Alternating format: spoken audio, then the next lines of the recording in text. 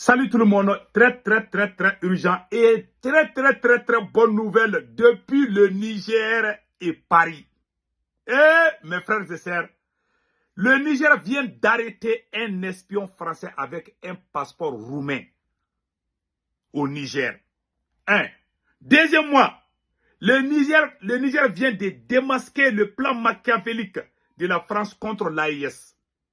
Des navires, des bateaux français remplis des armes pour déstabiliser l'AIS. Donc, du mois de novembre jusqu'au mois de janvier, nous conseillons les chefs d'État des 3 pays de l'AIS de rester très vigilants. Ça, c'est un. De deux, voilà ce que nous allons vous montrer aujourd'hui. Le Niger et la France avaient envoyé son espion en Turquie pour voir combien d'armes le Mali, le Burkina et le Niger achètent. Ils voulaient espionner la Turquie parce que c'est la Turquie qui fournit les drones à l'armée malienne, à l'armée burkinabé et à l'armée nigérienne. Ils ont échoué là-bas aussi. Le président, les autorités du Niger ont appelé, ont conseillé le président du Tchad, Mohamed Kaka Déby, de faire beaucoup attention à la France, car c'est la France qui est en train de massacrer les soldats tchadiens et non les terroristes.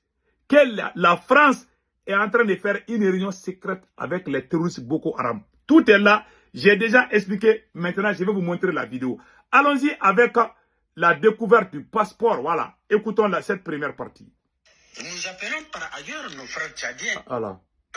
Voilà, écoutons très bien. Ont été démasqués à l'instar du sieur Marius Barseya, né le 28 décembre 1970 à Likoge, français et ancien chef de sécurité de la CNPC. Ce dernier, entré frauduleusement au Niger le 12 novembre 2024 avec un passeport roumain, a été interpellé par les services de sécurité du Niger le 13 novembre 2024. Nous appelons par ailleurs nos frères tchadiens à plus de vigilance car au moment où les chefs militaires français versent des larmes de crocodile à leur côté, une équipe des forces spéciales françaises est en discussion avec une délégation du groupe terroriste Boko Haram sur une île du lac Tchad en territoire d'un pays de la force multinationale mixte. Ne jamais tourner le dos à une hyène. Voilà, ne jamais tourner le dos à une hyène. Vous avez vu, ils ont attrapé un espion français avec un faux passeport, un passeport roumain. Ils l'ont découvert. On dit bravo au service de renseignement du Niger. C'est ça. Deuxièmement, le Niger, en tout cas, le Niger vient d'informer au président tchadien, Mohamed Kaka Déby, que certaines forces spéciales françaises sont en train de faire une réunion secrète avec des représentants de Boko Haram, les terroristes Boko Haram. Je vous ai dit. Et puis il y a un gros bateau. Ils n'ont pas encore fini. Il y a un gros bateau de la France rempli des armes pour donner aux terroristes. Voici la photo du bateau là. Vous voyez le bateau là. Maintenant, je vous laisse écouter. Novembre 2024, un navire français du nom de Fa Dixmude a quitté le Cameroun pour le Bénin. Les dos à une hyène.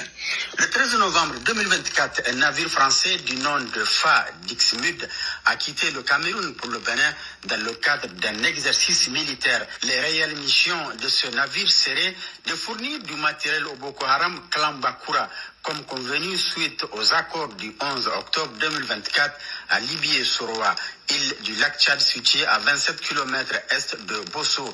Relevé des agents de la DGSE française dénoncés par le Niger et livré du matériel aux terroristes de l'État islamique au Grand Sahara et UGS ou la Kourawa à Sarma et à Pauna dans l'État de Sokoto au Nigeria, ainsi que ceux du groupe de soutien à l'islam et aux musulmans GSIM du Parc W et du Gourma.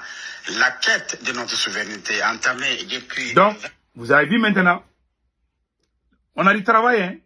Avec la France, on a du travail. Je vous ai dit, hein? Avec la France, on a du travail.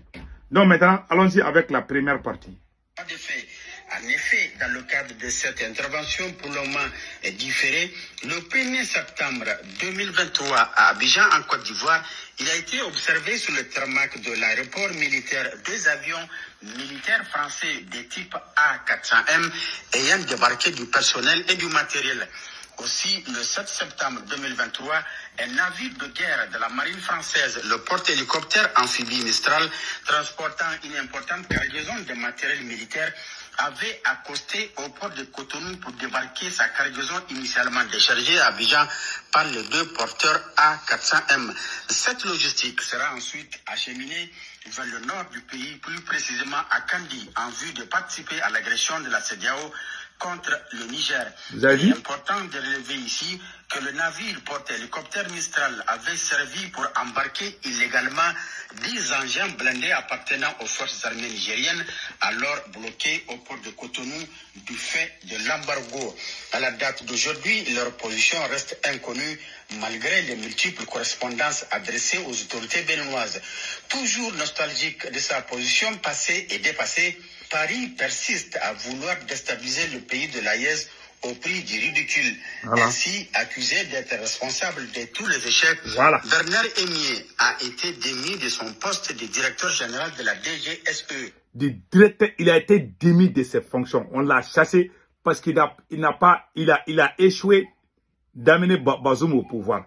Lui, le chef des services de renseignement a été limogé parce qu'il n'a pas pu amener Bazoum au pouvoir. Les voilà ici. Voilà. Donc écoutons les restes. Ce même service qui fait l'affront à un continent tout entier en les considérant comme son précaré. Ce service d'un autre âge ne peut faire face à une génération d'Africains compétentes et jalouses de sa souveraineté. La faiblesse de protocole utilisé par la DGSE française, malgré la pression exercée sur ses hauts cadres, en l'occurrence les sieurs Frédéric Valette, directeur technique, Romain Maschek, directeur technique adjoint, et Pierre Beck, chef de service de renseignement technique, ne fera que plonger ce service dans les méandres de l'abîme. Les documents internes ci-après, dont la majorité sont estampillés secrets, laissent apparaître l'ampleur du complot et révèlent les procédures opérationnelles à mettre en œuvre ainsi que les fiches sur les agents impliqués dans la préparation de ce projet funeste, rappelant la période coloniale durant laquelle la France, pays se revendiquant comme celui des droits de l'homme, se permet d'agir contre un pays indépendant et souverain tel que le Niger. À titre d'exemple, le sieur Thomas Glioso, après avoir été démasqué lors de tous ses mouvements dans le pays voisin du Niger, a récemment été réaffecté vers d'autres objectifs qui ne se démarquent pas de la volonté de la France de déstabiliser le Niger. En effet, ce dernier occupe à présent le poste de maître espion des relations entre les pays de l'AIS et la République sœur de Turquie. Il est principalement chargé d'espionner tous les achats et acquisitions d'armements, de munitions et d'aéronefs du Niger, du Burkina Faso et du Mali auprès d'Ankara. Cependant, la France oublie que la Turquie reste et demeure un partenaire fiable pour les pays de l'AES qu'elle traite avec respect et dignité sans aucune condescendance ni paternalisme.